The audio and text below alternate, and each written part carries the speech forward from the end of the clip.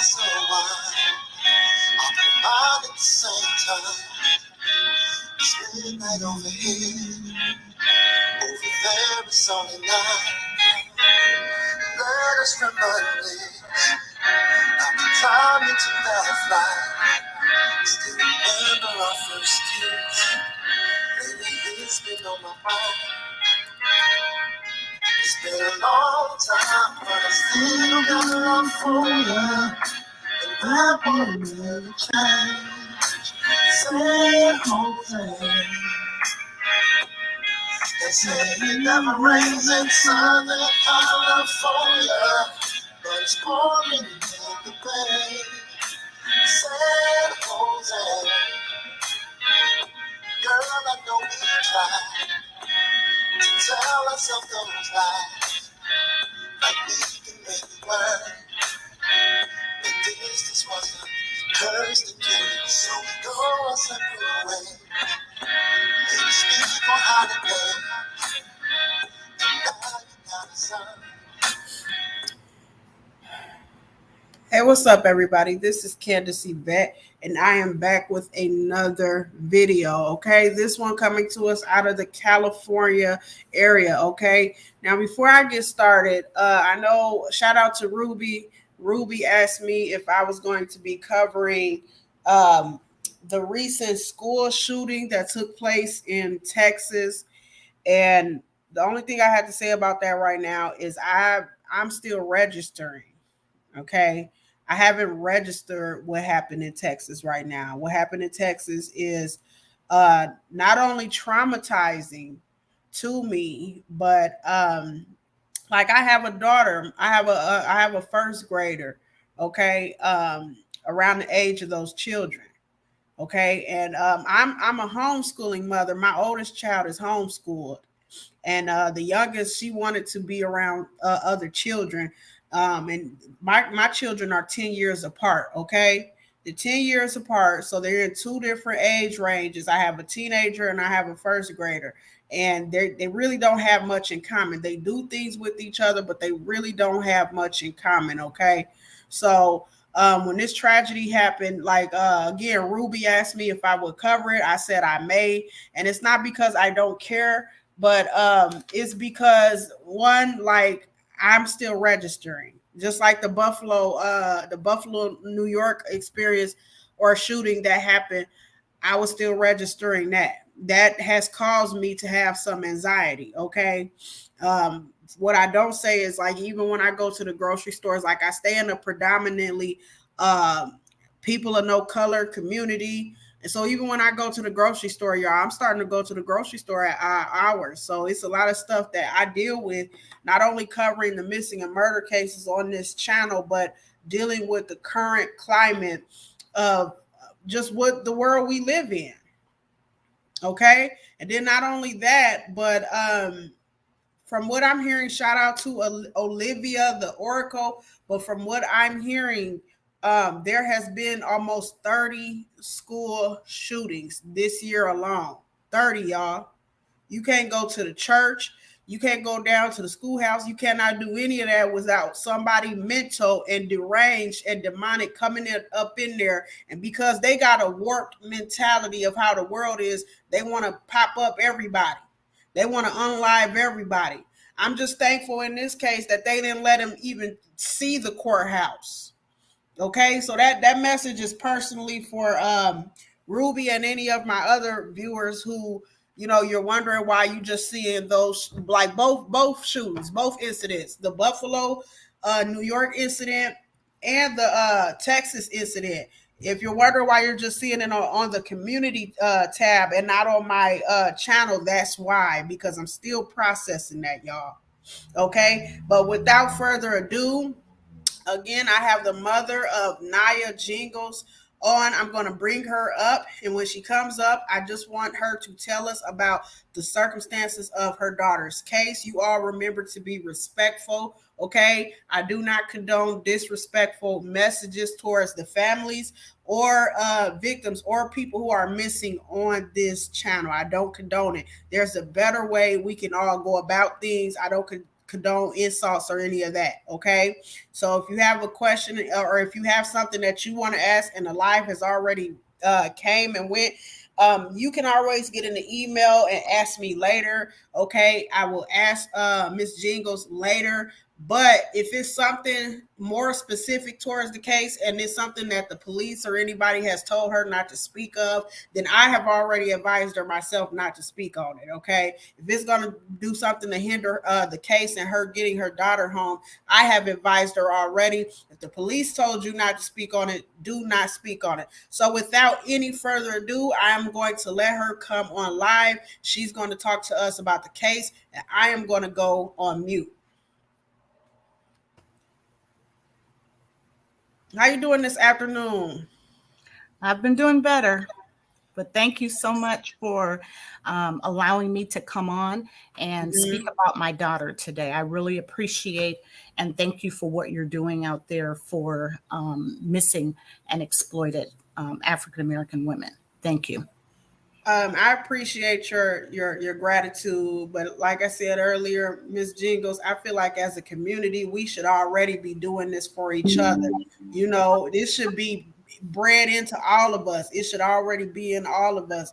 But the one reason that I want to stress to my audience before I go on mute is Naya Jingles is a person with a mental disability. Okay, so it is very, very important that we keep an eye out for this young lady. She is Right. only 15 years old, y'all. So I'm going to be transferring Miss Jingles the screen from you to pictures of Naya as well. Okay. Perfect. Thank you. Okay, so I'm going on mute. Okay. So Naya is my daughter, and Naya is 15 years old. Feel free to ask me questions because I'm nervous. Naya is 15 years old. Naya is on the spectrum. She also is diagnosed with some other issues that complicate everything. You know, she has ADHD, she has oppositional defiance, and then she has uh, bipolar, which she's being treated for with her Abilify, and she hasn't had it since May 5th, which means that she's manic by now. So she and she has some other things going on, but she's not able to care for herself at all. She requires full care by me. um, she doesn't understand safety issues, so if you're very nice to her, she'll think you're a nice person, and we know in the world that's not really how it works. So that's what makes it even scarier. When you look at that beautiful face, you can't see her disabilities. um, Mm-hmm. and I think that often in our communities we think that we can see the disability, and so you know, she's 5'9", she's athletic, and so looking at her, you know, and I tell people, when you look at her, you're looking at how her mother cares for her, you're not looking at her as to how she cares for herself. Right. And I think that that's the misinterpretation, that when people see that beautiful face, they're like, well, look, she's got herself all together. No, that everything that you see is me, you know. You're absolutely telling the truth. And as a mother of a child who is also on the spectrum, I can tell you from my own experience that a lot of times people will come up to my daughter and they will talk to her. And I'm sure you're probably aware that most of the times when people who have been diagnosed with autism, a lot of times they use verbal communication as their second line of communication. They don't use it as their first. The Right, first line of communication is physical. They will show right, you. It's not just sign language. You are. It's facial expressions. It's all of that. You right. know. So people will just, and I'm going to be completely honest. When I first seen her picture, I seen a healthy, happy, vibrant looking a teenage girl, you know, who looks like, you know, looks can be deceiving. And when I first saw her picture, I thought, oh wow, she's probably got a social life. I immediately began to assume all of these different things about She her. doesn't. She doesn't. She Hmm. doesn't. She hasn't learned that skill of being able to really make friends and keep friends.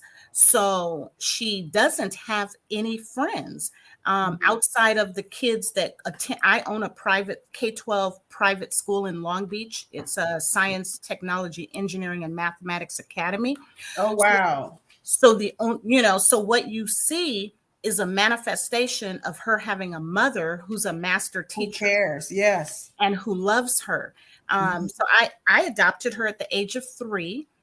She was Mhm. nonverbal at that time, and but I that didn't matter to us at all. We we were like, we want her, we love her. We knew all of the disabilities, or most of them, I won't say, because some of them didn't Mhm. show up till later on in life. We did know the trauma, or as much as they could articulate the trauma that she had gone through. And they Mhm. told us that it was going to manifest itself in the teenage years, but that didn't matter to us because we believe every child deserves a loving home and family. That's right. So I want to ask you, and if you do not want to answer this, that is fine. I will move on to the next question. But what types of trauma did she deal with early on in her life, and what caused it? Yeah, that part I'm not going to, disclose. She's Mhm. a minor and I want her to have as much of a normal life as possible. Um, but I will tell you that, no child at her age should have to deal with things that she's dealt with, uh, Mhm. and that we love her dearly. Okay. And what happened around, because I want the audience to understand, okay? Naya has had two separate instances of Hmm. coming missing, and I want you to Hmm. kind of explain what happened this time and what happened the last time, so that people, when you go to Google her name and things like that, you understand that at this time she is still missing. Okay. She's I don't still want you guys missing. to be confused and think and look at the old incident and think that she's been found and saved. So we still have to look for her. But what Right. happened around the last time and what happened around this time? And they're the same things. So in her, working with her psychiatrist and her therapist, we're working with her, as we know, with kids who have the disabilities that she have, that Hmm. they don't that they tend to come with behavioral issues. Right. And that, she's been, like I said, she's been under care since she was 3 years old, Hmm. and continuously has been under, psychiatric care and care of a therapist since she was 3 years old. And each stage of her development, they've helped us work with different things that she needed to be able to manage herself. And so, as she's gotten older, we're still working through those things.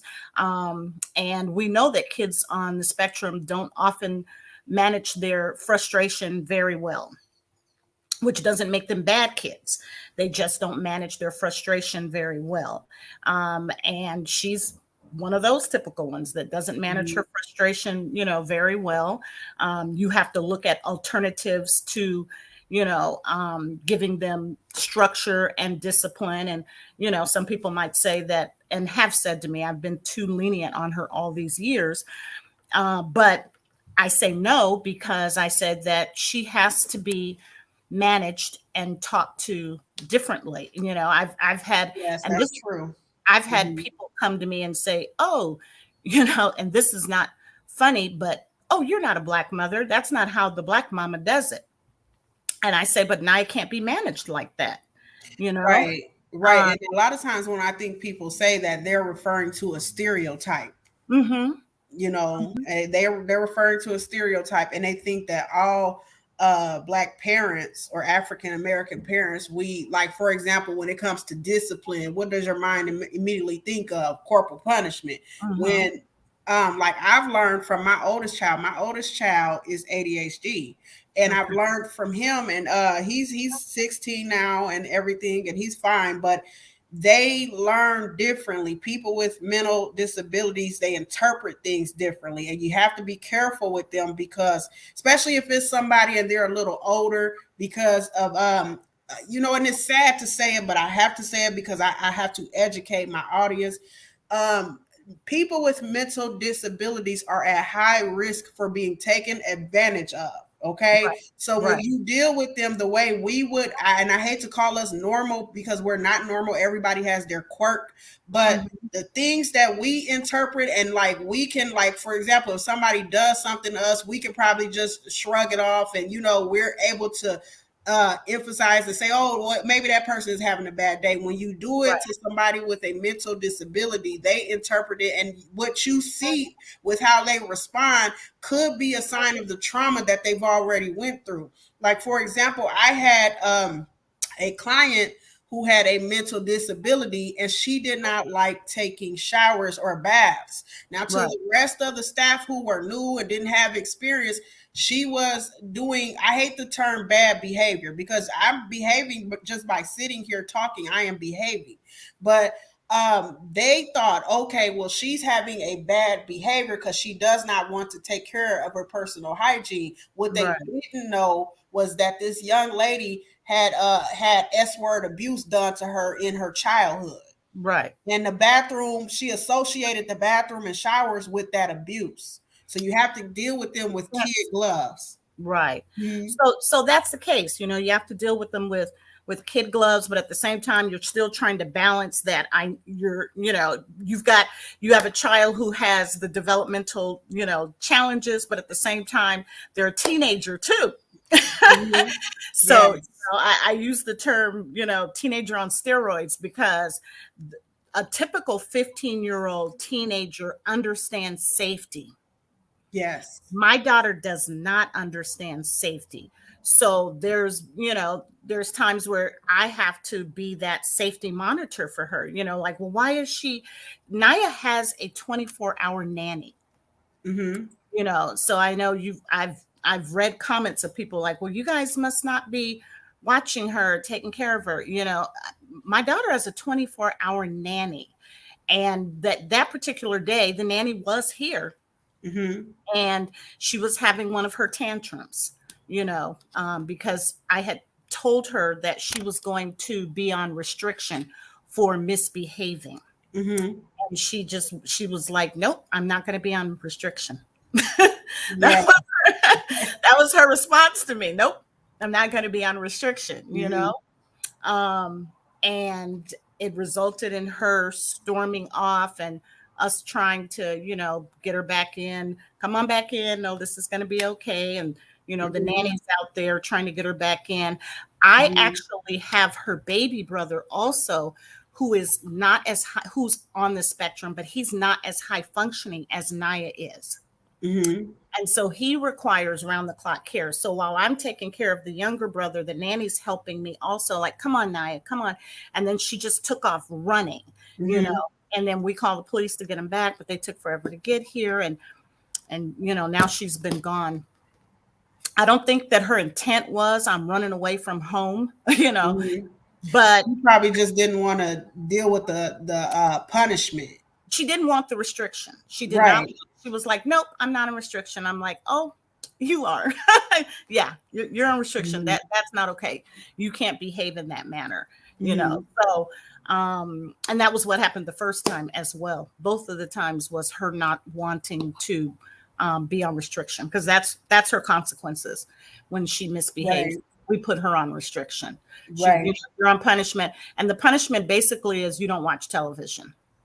And I like that you use the term restriction over punishment. Mm-hmm. It, It's a, it it's just a mhm. teaching tool. It's not meant to harm you. It's Right. it's a time, and I explain that to her, because I talk to her Mhm. about everything, like everything that we're doing. I'm talking to her through it because I want her Mhm. to understand it. Because part of her disability is that she doesn't understand simple conversations. So Mhm. often people always wonder why she looks at me in a conversation. So typically, if you and I were talking and Naya was there and you addressed her, she would look at me to basically translate it for her. In other words, I'd restate it in a way that she can understand it, because Yeah. she'll often misunderstand the Mhm. conversation. And Mhm. she'll leave and she'll be like, Mom, they said blah, blah, blah. And I'm like, no, no, that's not what they meant. They were saying Mhm. XYZ. And then she's like, really? you know, so Mhm. But that's not something you can see when you look at that beautiful face. I mean, you Right. look, She is very pretty. you see me hugging her. We're at the beauty shop. She just got her Hmm. hair done because Hmm. she is quite the diva. She is quite the, and she got it from her mom, I know, but she's quite she's quite a girly girl. So, Hmm. but I like I said, the hard part I think for us has been that people see that pretty face and that she's a big girl. I mean, you can see she's taller than me. Yes. You see me standing next to her, and she's strong and she's athletic, and so Yes. and she's articulate. She's verbally she's fine. It's just she doesn't understand everything you're saying. Right. And Right. people don't understand that whole receptive disability that a person can have, where Hmm. I can communicate with you, but my disability is in receptive language, meaning I don't understand what you're really saying back to me. Right. Right. And so Yes. and this is the reason her vocabulary is the way it is from me working with her day after day, for years. So we've Hmm. got it to the point where she's able to communicate, well. She doesn't remember things well, but she does communicate, pretty well. So Hmm. today she may know her phone number and tomorrow she might not remember Oh, it. wow. You see what I'm so you're dealing with Yes. those kind of a challenge. And then if she's under stress, then her memory is worse because Hmm. she's under stress. So, when people say, well, does she know your number? I say, yes, she does, but that doesn't mean she'll remember it when you Right. ask her because she's now under stress and she's not medicated. Hmm. So it's quite possible she may remember part of it, but not all of it. Right. And like, has this been the longest that she's been gone from Oh, home? yeah. Oh, yeah. Mhm. Yeah. Oh, yeah. Absolutely. Absolutely. And the thing is that Naya typically is not even a child that I can get to go in the store by herself. When we'll go to Baskin Robbins, because I've been working on this with her since the last 2 years. It's been okay. You're a teenager now. Let's work on like how you talk to other people outside of the Mhm. house, because prior to eighth grade, she's a ninth grader now, she Mhm. wouldn't even hold her head up to communicate with people. So we've been practicing, like, we're going to Target. Guess what? You're going to pay. No, mom, I'm not going to pay. No, mom, no. Mhm. Because she still struggles with the denomination of money. So, Mhm. so she's insecure about that and embarrassed about that. So sometimes she'll be like, okay, what do I have in my hand? And I'm like, you tell me, what's that? What's that? Okay, I got $1, I got a quarter. What's this one right here? That's a nickel and a penny. You good, you good, and Mhm. then she'll go up to the counter, but I'm standing beside her. So lately I've been like, okay, you're going to go in Baskin Robbins and get the ice cream for us. And then she always Mhm. says, well, can my brother go with me? Her younger brothers. So, Mhm. as long as she's got somebody. So she's like, can Kaylin go with me? And I'm like, yes, Kaylin, go with Naya into Baskin Robbins. And then she'll go, but she doesn't want to go by herself. So that's Mhm. not a kid who's like, I'm out here doing my thing. Right. Right. That's why I'm trying to explain to people that you see her on this picture, but I'm right. Notice I'm hugging her. I'm right there. And on this other picture in the blue sweatshirt, I'm taking the picture. Mhm. So Yeah, and that's her security. that's why I try to reach out to families, and I'm so glad that you decided to come up and tell us more about Naya, because oftentimes, like, for example, you can say, like, I have a sister who survived breast cancer, right? So even though I'm saying that sentence, people are just thinking of that broad statement, breast cancer. They don't know what all goes into breast Right, cancer. right, So I'm so happy that you responded, especially with Naya's situation, with her being a person with a mental disability, because people often see that, and just like you said, they have a made up image of what a person with a mental disability looks like, but they don't understand that a person with a mental disability can look absolutely perfectly fine. And just like I tell people all the time about people with autism, they can interpret, some of them can interpret and understand perfectly fine what you're right, saying, Right. but they don't know how to verbally respond, or they don't know how to interpret the message. You know what I Right. mean? Right. So it's important that we break down these stereotypes and these negative things. And like, again, like I gotta be honest with my audience. I looking at these pictures, I see a healthy, beautiful teenage girl. But and again, like, the reason why I wanted this interview is because most of the time the families and people who are close to someone who went missing, they can give us more details on this person, so that her image sticks in our head longer. Not only that, but we can really get to know the person behind this ad. you Right. know and Right. so, not only that, but I came across a post, because I did do some research into her case, and it's alleged that she got into an Uber. No, that's true. Mm-hmm. That is true. So we're not sure how, because we live in Orange County. Mm-hmm. Somehow she made it to the Westminster Mall. I have no idea how she got there, and no one does. I will tell you that when they have autism and they get stuff in their minds, sometimes, it's hard to get it out. So we've been talking about Sky Zone for a long time, Mm-hmm. about going to Sky Zone, and she's been wanting to go to Sky Zone, wanting to go to Mm-hmm. Sky Zone. Somehow she made it to the Westminster Mall and went to Sky Zone. Wow. And now, like I said, we do know she's got some behavioral issues. That I'm not in denial of that, and I'm always clear with her teachers on that too. Mm-hmm. Um, and she convinced the security guard to get an Uber for her. Wow. And the thing, my thought was, are you kidding me? Like, a teenage girl convinced you to put her in an Uber? You didn't call the police and say, I've got this. And this is at 10:49 at night. 10, Wow. yes. And does Orange County have a curfew, some type of?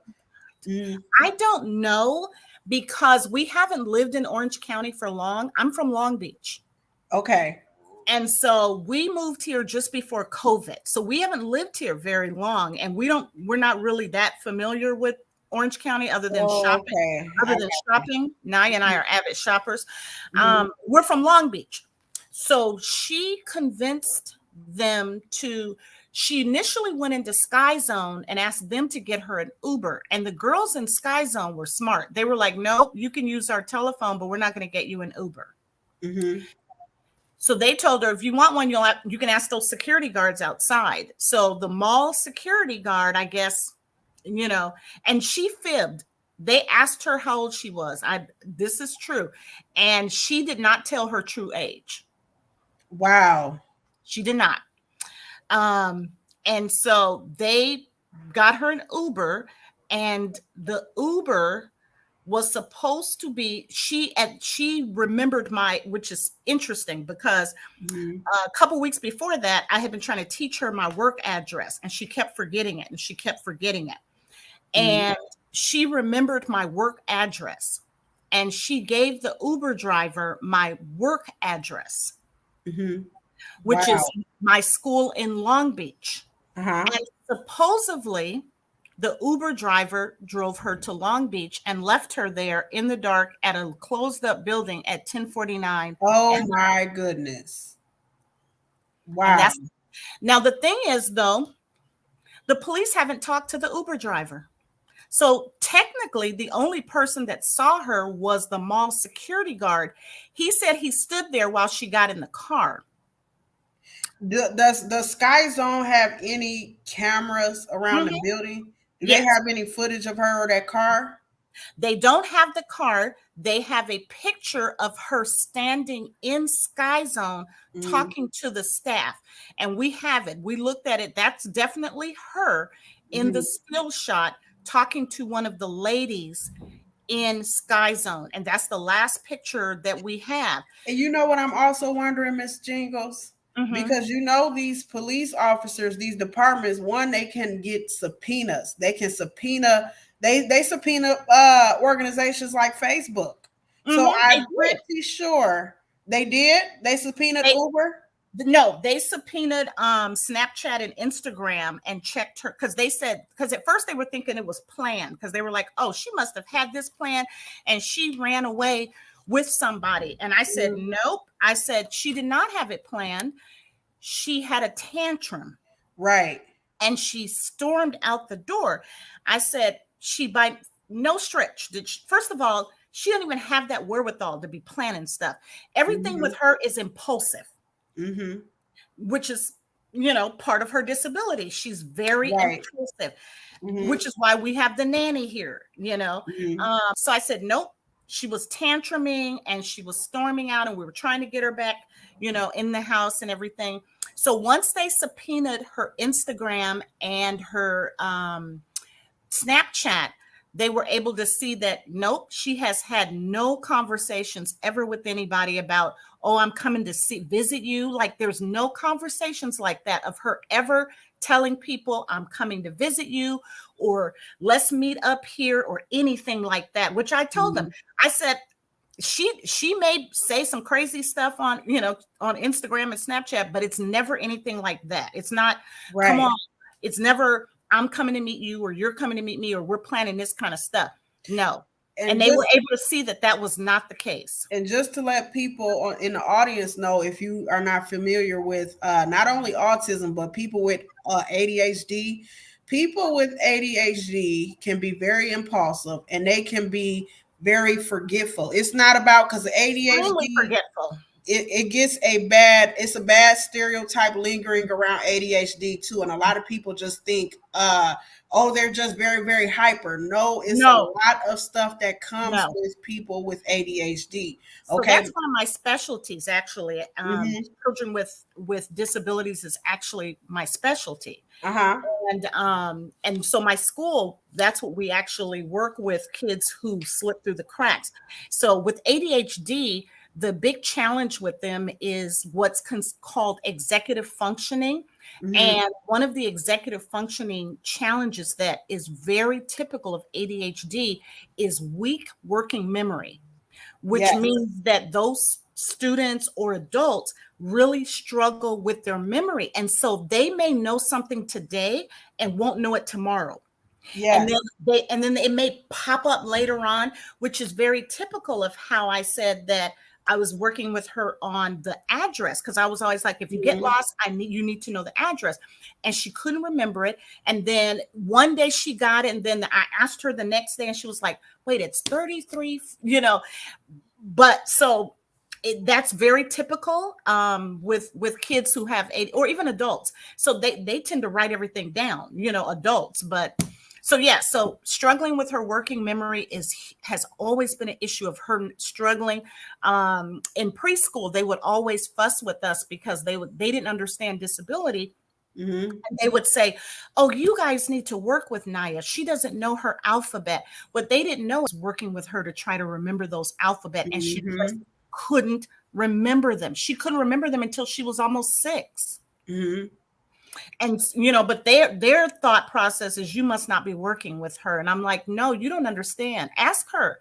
Every night that she goes home, we work for hours on And her alphabet. and that's what's frustrating when it comes to parents who have children with mental disabilities, is the assumptions. Like Mhm. Miss Jingles said, Judgment you and the can teach judgment. something. Yes. And then not only that, but those assumptions, like, it's almost like they want to believe one thing instead of Mhm. listening to what's really going on. Because had they listened to Miss Jingles and she's saying, hey, I teach this child every night this certain skill, instead of them assuming, they could possibly educate themselves, not only with how this child in specific is learning, but about mental health. Okay, Miss Jingle says that every night she's teaching this child this new skill, and this child is not able to remember it in her long-term memory. So what do Mhm. we have to do? You know what I mean? Mhm. So like being a parent myself with a child who has a mental disability. I find that over the past 16 years, I've dealt with that with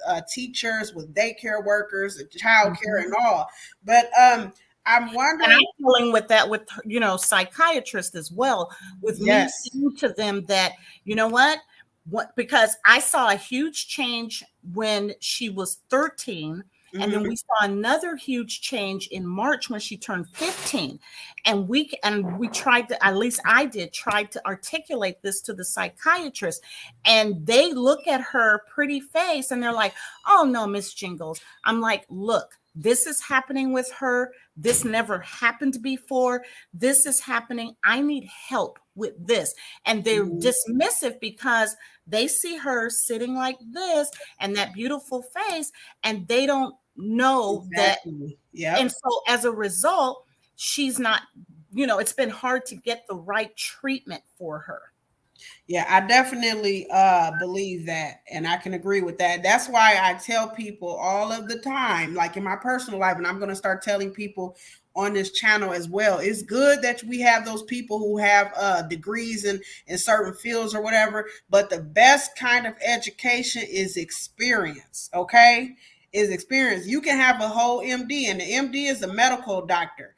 Because Mhm. I haven't really worked like I've worked some with mental people with mental disabilities. I spent like maybe about 7 or 8 years working with people with mental disabilities, but I've also worked a lot in the medical field outside of mental disabilities. Okay, but one thing that I've learned is if somebody has not dealt with a certain disease or illness, they don't have any personal experience with it. They don't have a loved one who suffers with it. They only know the book smarts. They don't know the So ins and true. outs. Like somebody like Miss Jingles or myself when it comes to mental disabilities. Okay, So so you true. have to find those really good doctors who are only paying attention to what's in the books, but they're paying attention to their patient or their client Right. specifically. Okay, Right. so you Right. want to be real careful with that. But I'm wondering why the police department did not get a hold of this Uber driver. Me too. So I have been harassing them for the last Mm, couple of weeks saying, you need to ask the Uber driver, did he really drop her off at that address? yes, Because no one has seen her since she was put in the car. Their answer to me is, oh, he's Asian and he doesn't speak English, so there's no that's reason no, to it's talk that's to not him. an excuse. I That said, they what are does that have horrible. to do with anything? How do we Right, know he didn't do something to her? How do right, we know he really dropped her off right, where he said he was going to drop her off? There's no film showing he dropped her off. And right. so, um, and now, he won't call the police back. They said, oh, we called him and he hasn't returned our call. Well, show up at his house. Right. That when is that an excuse? So you're telling me that people can not respond to the police and that's okay? Right. Right. I'm No, sitting I'm here. suspicious. Why haven't you called the police back if you have nothing to hide? Right. And I'm getting angry myself because in a lot of these cases, Miss Jingle, the police dropped the ball. They Mm-hmm. dropped the ball, and they themselves know better than anybody else that every second counts with these cases. But Every I'm so curious, like, because you said that they subpoenaed Instagram and Snapchat. Why not subpoena Uber and give them that Snapchat of that surveillance camera and say who was this driver who drove at this location at this time right, on this date? You know right. what I mean? Because they can't pinpoint it.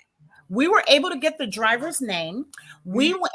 We've been calling Uber and they will not talk to us. They keep hanging up. And then I don't know if you saw the article that came out yesterday from Long Beach Post, Mhm. but they called Uber as well, and Uber told them we will not confirm nor deny that she was ever picked up.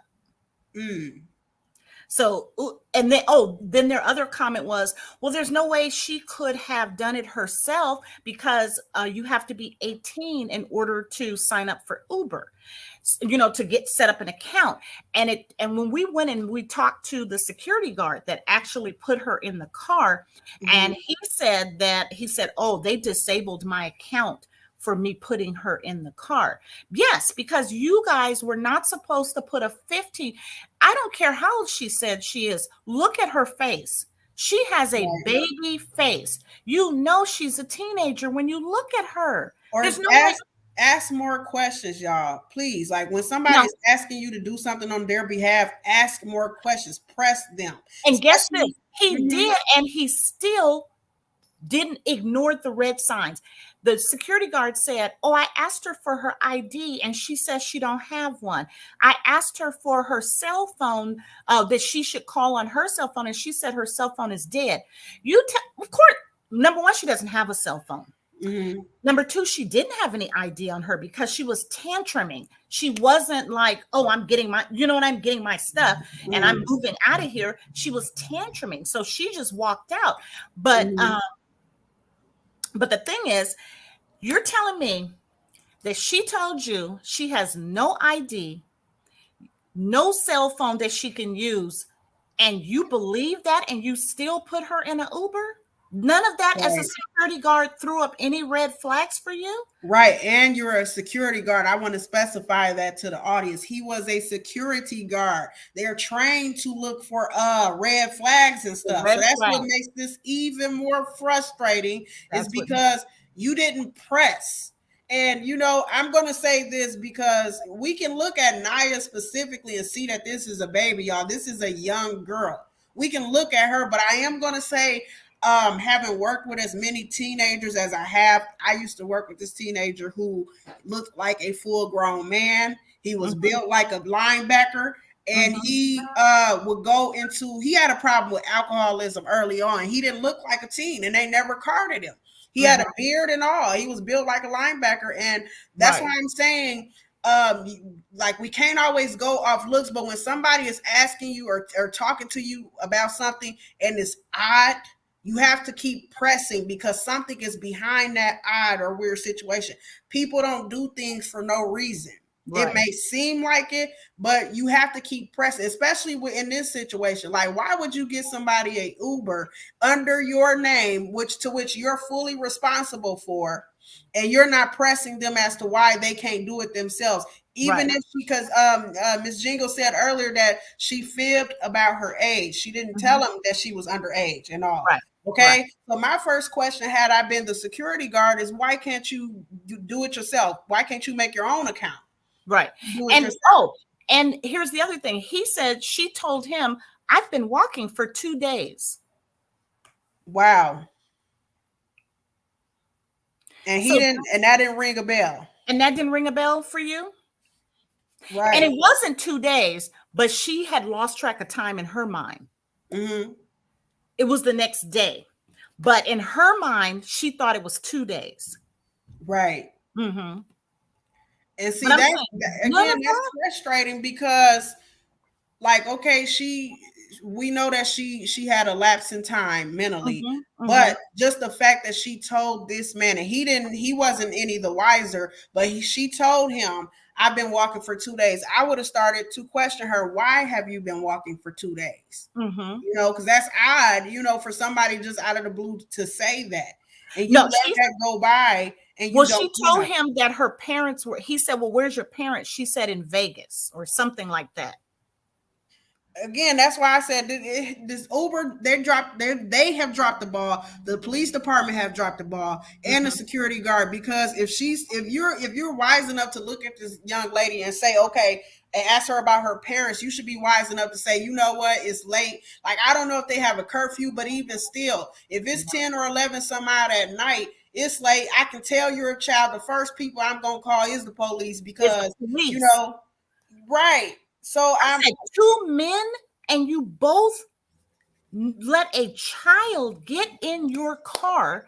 And not only did you get in the car, you took her from one county to the next county. Westminster is in Orange County, California. You drove her to Los Angeles County. You took her across county line to a whole different county. You dropped her off at a dark, locked up building and pulled off. There's nobody at my school at 1049. Because I'm from the Midwest, so for clarification, how far is Orange County from Long Beach? It depends on what part you're in. I think they said it took them like 20 minutes to get there. But which is a distance from my house, because for me to get from, I'm in a different part of Orange County. So from my house, it takes us about 45 minutes to get to LA County, depending on traffic, sometime an hour and a half. but it was nighttime. Normally that trip would have, it had been daytime, that trip would have been 30 to 45 minutes, but it was nighttime, so there was no cars on the road, so I think it took Right. them about 20 minutes. So that's why it was a quick trip. But it's still, LA County and Orange County are two different worlds. When I tell you they're two different worlds, Mm-hmm. you went from Orange County, which is primarily Caucasian. In my neighborhood, I think we're the only blacks who live. There may Mm-hmm. be one other one. Orange County is a Caucasian county. Mm-hmm. LA County is multicultural county, right? So this little girl doesn't even live in this multicultural county. She lives in Orange County. And those of us in Cali know for a fact, oh, that's an Orange County child. That, you know what I'm saying? Mm-hmm. So she doesn't even look, she looks like she was in Orange County. So I'm Mm-hmm. like, there's no way. How would you take her? No adult would take a child across county line. You may drop her off in one Orange County city to another Orange County city, but you're not going Orange County to LA County. Right. And then do you like where was she located the last time that she ran off? Very close to my school. Last time she ran away was close to our school. Mm-hmm. So is that the same location where she was trying to go this time? Yes. Okay. And And they found her just sitting on a curb crying. wow. Sitting on a curb crying, which is what makes it scarier this time, because it's Yes. like, you know what? We know Mhm. she can't take care of herself, right? Right. So, somebody saw her sitting on a curb crying and called the police, and the police saw her and was like, oh no, this is Nia Jingles. This is her parents just passed flyers out. Mhm. So, that's why I'm saying that she would have been found somewhere crying or walking, or you know what I'm saying? Yes. So for it to be 20 days is critical. Yes. And for everybody who just came in, this young lady on the screen, this is 15-year-old Nia Jingles, and she went missing. And correct me if I'm wrong, Miss Jingles. She went missing May 5th Yes. around, was it 9 p.m. at night? They say 9. That's actually, it's actually, she left at 8:15. They didn't get here until 9. Okay, and she had a incident at her home. You guys, she is a person with mental disabilities. Okay, she had an incident at her home, and she had a tantrum, and she just stormed out the house. Okay, Mhm. Mhm. so this is for, and I know the law in the USA, they have their own definitions of and different categories that they place missing persons in, and they have their own alert system. But for myself, but for Candace Yvette over here on Black Women Aware, this is a high alert case. Okay, so if everybody can please not only like the video but share the video, share this story, please. If you know anything, as I've said already in a video earlier today, the email is always in the description box below. If you know something, you can email me or just call 911. Right. You do not have to identify yourself. Just call Right. 911. The most important thing is getting this young lady home safe back to her family. Okay. And every second counts in these types of cases. Okay. Yes. Thank you. Yep. And do you have anything else that you would like to share with us about this case? Just that we love her. We need her home. We want her home. She is not able to take care of herself by herself. Mhm. She's 15, but she is developmentally, they're saying that she's 8 or 9. Yes. And then not only that, but what should we look for? If I was somebody, just get it in your head really quick. If I was somebody on the streets and I am looking at Naya, is there anything that I should be looking for other than her physical appearance? Because I have pictures, guys, and one thing that I like about these pictures are she has different hairdos. She's not Right. wearing any makeup. And a lot of times when I Right. cover the missing persons cases, I often ask family members to give me pictures of the person or the loved one without any makeup and in different hairdos, okay, and stuff like that, because we can often look different when we have our Right. hair different ways. But Right. as for like her speech, her social skills, or just how she acts or carries herself, is there anything that myself as a stranger, if I was to see her, that I should be looking for? So if you probably called her name, she would probably look down, because Mm-hmm. she's really not one that would be, like, she's not going to be um gregarious and outgoing with you as a typical 15-year-old would be. These pictures are her with her mommy. They're not Mm-hmm. her out, in public. So she's not going to be that if you try to hold a conversation with her, then you can tell her disability, Mm-hmm. because you'll see that she does not behave like a regular 15, a typical or neurotypical 15-year-old. Mm-hmm. And then yeah, so that was one of my questions. And if in case, because I'm with this part of the interview, I usually ask loved ones if their loved ones, like their sons or daughters or whoever that missing person was, if they were to see this interview, what would they say to that person? But I'm not sure. You know her best. You know her better than me. But I'm not sure if Naya even has the capacity to even come on social media and do anything. But if she were to see this interview, what would you like to say to her? And let me put you on the full screen here. So I would say to her, Naya, we love you. We're looking for you, sweetie pie. We love you, and we will not stop until we find you.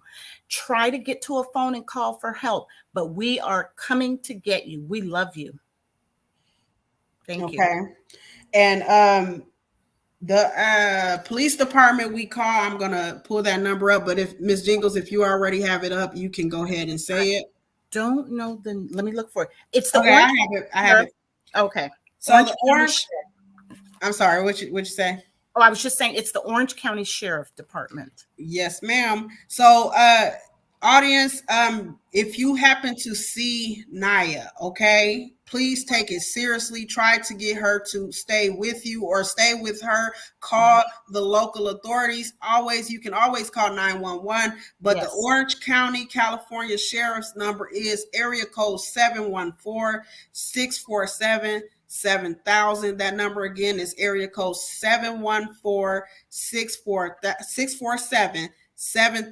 Okay, please be on the lookout for this young lady, guys. Please, as I've already said and stressed through this interview, she is a person who has a mental disability. Okay, so just because she looks normal, she's a beautiful girl. We can see that she looks, and we can assume, that she has a happy social life. She probably has a lot of friends. That's what I see when I look at this picture. But that's not the case. Okay, this is she a little bit like antisocial, Miss Jingles? Yes. She struggles to make friends and keep friends. So if say for example, if I were to see her in the store, would like, and I were to walk towards her, would she walk away from me?